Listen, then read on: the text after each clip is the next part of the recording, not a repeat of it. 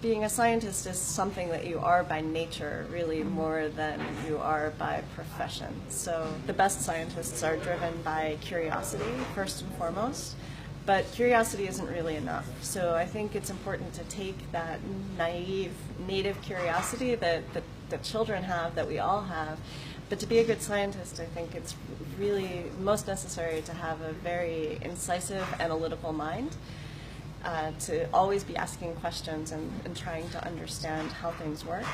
But really, in terms of the day-to-day of being a scientist, probably some of the most important skills are persistence and resilience.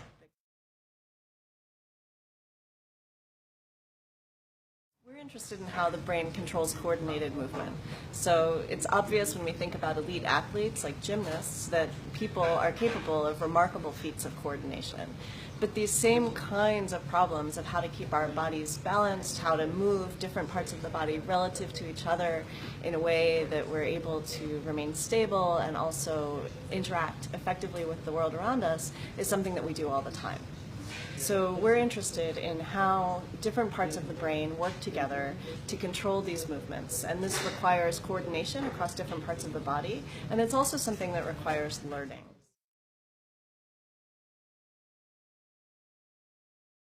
We focus on a particular part of the brain called the cerebellum, which is known to be important for generating movements that require coordination across different parts of the body and also movements that are learned.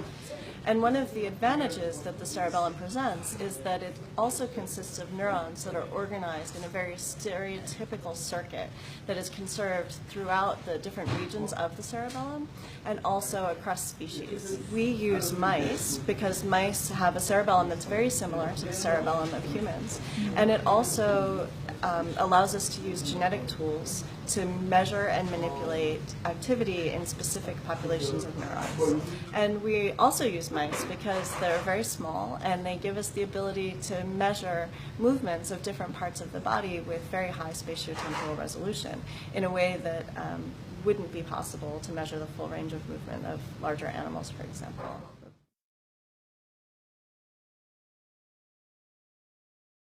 So there's been something of a disconnect where in neuroscience we're able to measure and control activity in neurons on millisecond timescales, but the measurements of the behavior have generally been much coarser.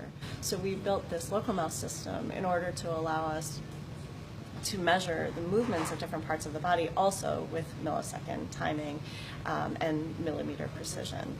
It's a corridor that the mouse walks along with a mirror underneath with a single high-speed camera off to the side.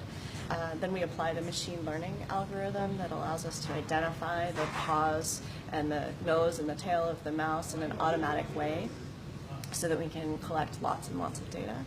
Everything we do in the lab is a huge team effort, and particularly with developing the Locomouse technology, we really drew on the expertise of a number of different people within the lab. So we have engineers, biologists, neuroscientists all working together.